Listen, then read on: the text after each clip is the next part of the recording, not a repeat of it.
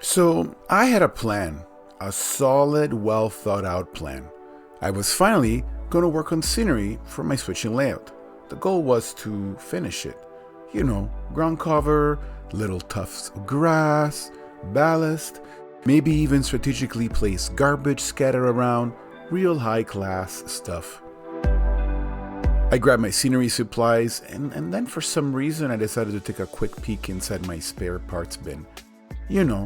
Just to see what was in there. 5 minutes, tops. Cut to an hour later and I'm holding enough parts for 4 hopper cars. I'm making a maintenance away ballast train and wondering how on earth I ended up here. Well, no turning back now. I was committed.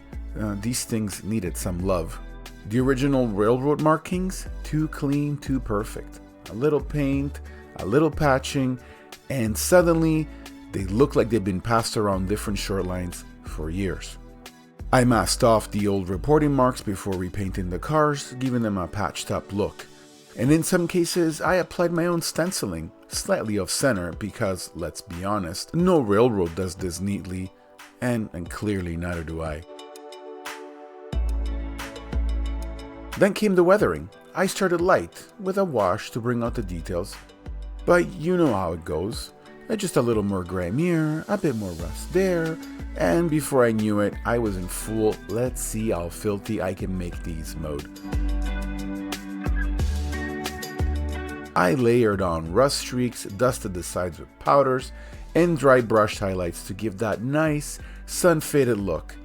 By the time I was done, these things looked like they had been hauling ballast since the Eisenhower administration.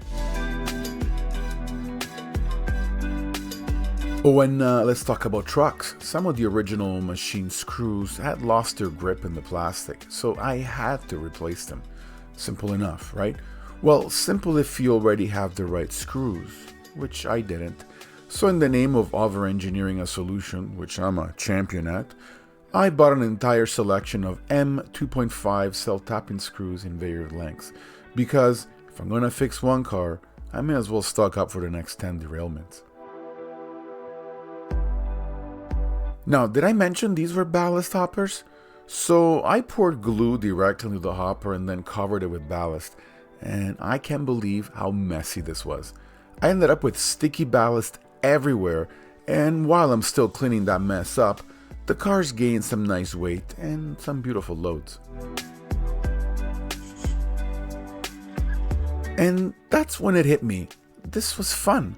I mean, this wasn't what I had planned to do, but sometimes the best projects are the ones you never planned at all. There is this idea that every moment has to be productive, that hobbies should have goals, that if you're going to spend time on something, you should at least be working toward an end result. But sometimes the best thing you can do is to let yourself get lost in something small, something that doesn't need to be done, but wants to be done. Maybe that's the real trick, setting aside at least 5 minutes a day for something that isn't about efficiency, deadlines, or checklists. Just 5 minutes to do something that makes you smile. I mean, sure, my scenery still isn't done, but now I have 4 beautifully weathered hopper cars that tell a better story than I ever could had I planned this. And sometimes you just need to shut up and go where the muse takes you.